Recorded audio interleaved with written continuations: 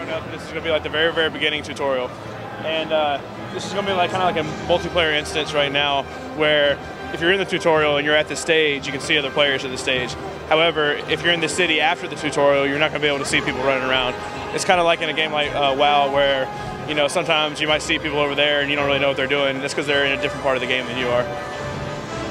Pretty much what you're doing right now, you know, you can run down and there's a castle down in the end. Once you get down there, you'll kind of be getting that last big fight. What you do is when you create your character, instead of just saying, hi, I want to be, you know, I want to be a necromancer and, you know, a male, and that's it. Now you can go in, you can customize not only how you look, what kind of character you are, but you can also customize like a backstory. And so when you're going through creating your character, you can say, you know, I was born as nobility, or I was born, you know, as a peasant. I was born, you know, kind of middle class. You can kind of choose how you were born, and that'll affect how the game plays out for you as an individual. There's still plenty of multiplayer content that's open to, you know, the same. It doesn't matter whether you're, you know, a slave or, you know, a king. Either way, the gameplay is still going to be the same, but there's going to be individual parts of the story that, as you progress through, you might have something you can separate yourself from and do a quest that just has to do with your backstory. So you can choose, you know, whether you were a prince before, you know, you were rescued and were sent off to war, and then you can say you were blessed by, you know, a certain god of fire or a god of water, you know, different things like that. And this kind of helps your backstory out and allows you to really customize your character past just the few facial features. You get to a certain point in some games where you start finding a character that looks just like you and they have the same gear as you. In this, even if you have the same gear, you can color your gear now. Every piece of gear has 3 die slots. It has like a primary and then like 2 secondary. And you know, you don't have to like pay more like in some games to color your stuff, you know, weird. You can actually do it for free. You can, you know, if you want to be all orange, you can do that. If you want to be pink, purple, and blue, you can do that too. And it helps you.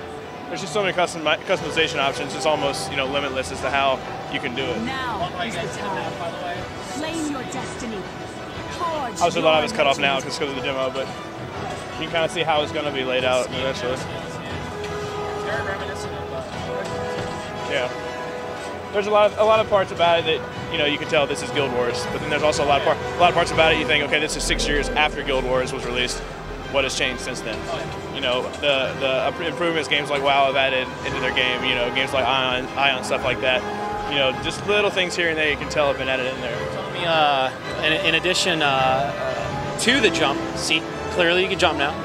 Was there a reasoning behind that? Well, one thing is, like, now you can swim, you can jump, you can do all that kind of stuff, whereas before, yeah. You know, part of the staples of an MMO is the fact that you can kind of go everywhere and do anything you want to. And so, another thing I forgot to mention is this game, you know, in Guild Wars 1, you would be in a city and you could see all the other people playing and everything. You go out into the world and you had to like make a party. It's almost like going into an instance in another game, but that was the world.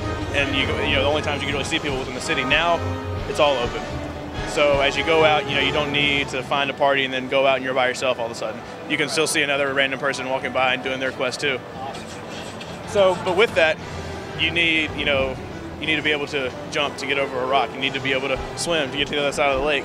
Little things like that that make the world much more open and much more, you know, free to use. I agree. I love how. On the map. You need to come down here. Go down and then come right here. Yeah, this bridge right here will take you to like the first like boss of the. It's kind of the boss of the tutorial. Now, I love Guild Wars 1. It was such an epic game. What's the scale of like the amount of people you can play with at the same time? Is it still the same number?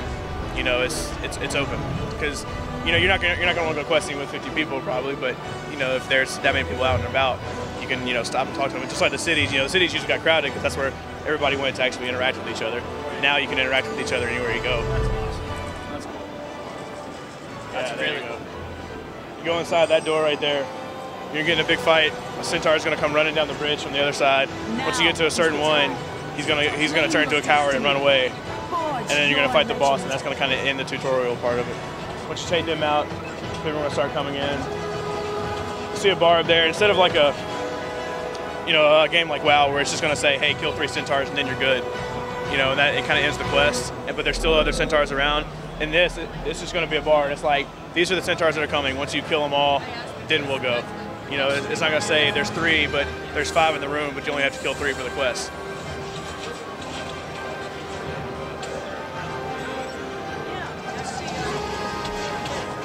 And another part about it is you don't want to say kill the centaurs and just run in there and they're kind of hanging out, you know, having a smoke break.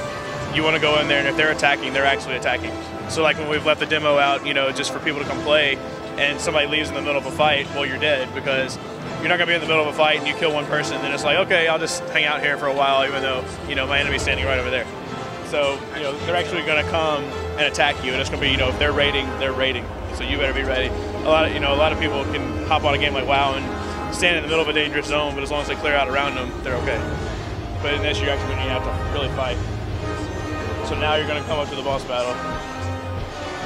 You defeat the garrison right there, and he's going to summon this.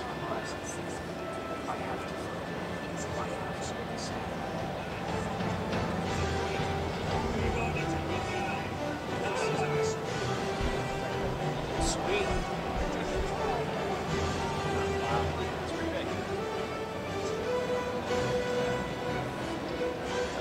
You'll have some AI help, because they're going to be, you know, other mobs coming around trying to attack you from the outside of the hands. But once you take the hand, yeah, like right here. But luckily the NPCs are going to be there to kind of help you out. And it's going to be, you know, if it's going to be a full-scale war, you're going to have, you know, an army with you. But I could have actual people playing with me, right? Yeah, I mean, like right now, obviously it's a demo server, so there's not people playing online. Occasionally you'll see a developer hop in and say hi, but these two can be on the same, you know, same thing. So like if you're on this part of the quest and he hasn't quite gotten there yet, but he runs into that zone, and then you're both in the tutorial stage, then it'll bring it up and he can help you fight if he wants to. And when they help you with a fight, it's not like, you know, in a game like WoW, you're gonna hit him first and you're gonna do some of the, you know, preliminary damage. And so if he comes and helps you, you get all the XP and the reward for it. In a game like this, if he comes and helps you, he's gonna be rewarded for it. They're not gonna leave him out in the, you know, leave him out in the dark because he only did like 10% of damage to him. Here's another thing I'm noticing: if you double tap in any direction, you roll. Right. Sweet. Good way to dodge. All that's good stuff. Good night, bossy boss. This is a new little cinematic cutscene going on here, right? Every time you talk to somebody that's, you know, in the story, it brings them up. It's almost kind of like in an Elder Scrolls sense, when you talk to somebody that has something for you, you know, like Oblivion or Morrowind or something like that, it actually brings up like a dialogue. And then if they're just like a side character, they just say hey, and then they just say hey, you don't actually bring up this. It actually looks cool though. Really it allows like for a lot more interaction instead of just having to read. You can actually, you know, listen to it. And obviously, once you level up, you'll be getting more moves. You could pick up weapons. You could all the stuff that you could do in one. Probably way more complex version of it in this one.